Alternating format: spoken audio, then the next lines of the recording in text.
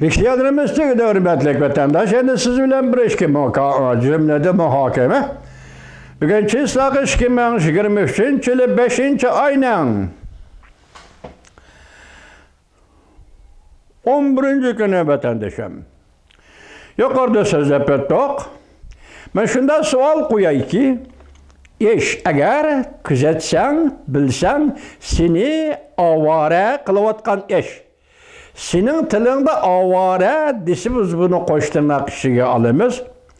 Dünya tertibi ve halkara cemiyet bugünkü Cungo'nun teritoriya kengaytiş igvagerçilikiga, demokratiyaga, dünya demokratiyası Hırs ilan kılış pozitsiyasiga ve etrafındaki devletlerge tehdit yetkizüş pozitsiyasiga qarab olturup Asya'da kuş seliştirmesini özgürlüğü hasıl kıldı. Bulupmu Şarkı Şimali Asya'da özgürlüğü hasıl kıldı.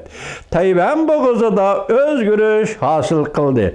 Demek muşu noktadan aytkanda avarıçılıkni sen üzen taptın Cungo Kompartiyası. Halkara cemiyetin bu meselede hiç kandak severliği yok. Sen şu arkalık bütün dünyaya demokratik, bütün dünyanın tinçliği tehdit payda kıldın Cungo Kompartiyası. Bu meselede halkara cemiyetinin hiç kandak severliği yok.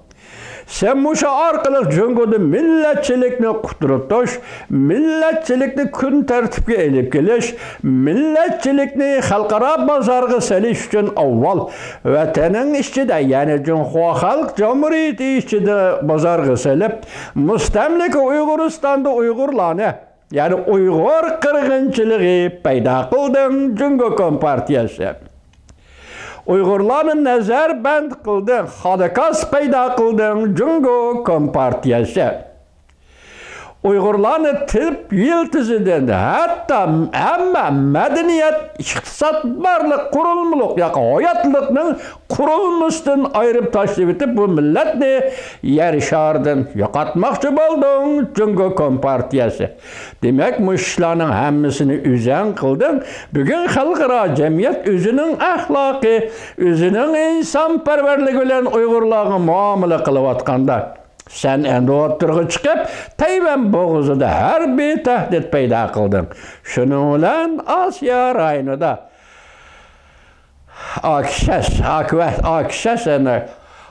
Akvat deydiğin iki teşkilat yani devletler birliği oturup kuruldu. Sen bunu yani üzen nemi dedin? Asya'da kurulgan NATO dedin. Çünkü Kompartiyası bunu koyup duraylı.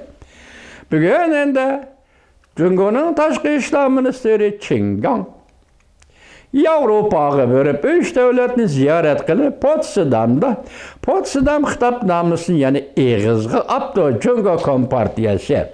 Bunundan aytkanda Potsdam hitapnaması bolsun, Kahire hitapnaması bolsun, yaka Cungo Amerika diplomatik münasebet ornatışının Arpsideki Şanghay akbaratı, Beijing akbaratı ve diplomatik münasebet ornatış akbaratlar bolsun. Bunların hemisi hüccet.